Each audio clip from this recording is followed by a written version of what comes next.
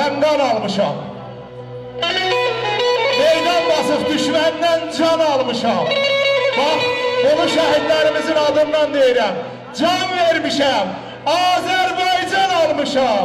Varlığım Qarabağ, Azərbaycandır. Bugünüm, sabahım, əbədiyyətim. Düşmənə qəzəbim, kinim, nifrətim. Dosta sədaqətim, eşqim, ülfətim. Varlığım Qarabağ, Azərbaycandır.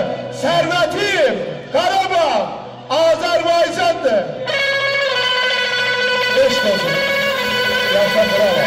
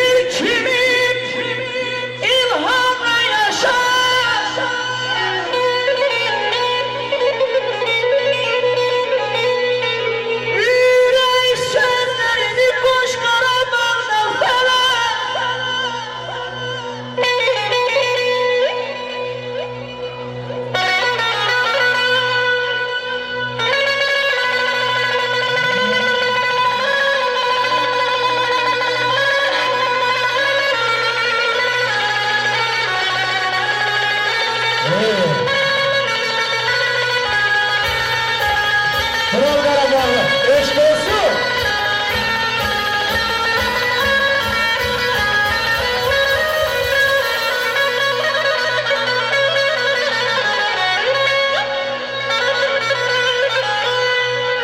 Aşka bir cennettir ağam tamaşa.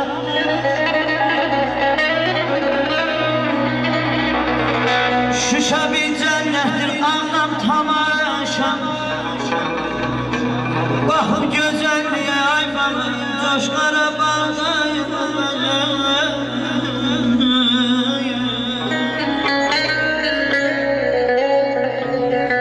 Qurbana bağdamın yara ışığına ay turar vurgurar berderi gün ışığına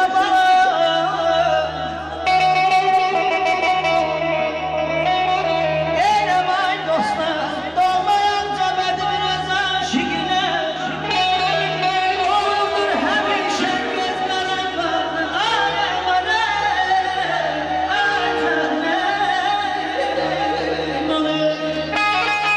Başımızdan algılanar. Bayrağıyla, hilalıyla ne gözəlsən Azərbaycan. Ayır oğlu, bir dayanan rahmetinle. Vatan aldı, torpar aldı bir səs dinle.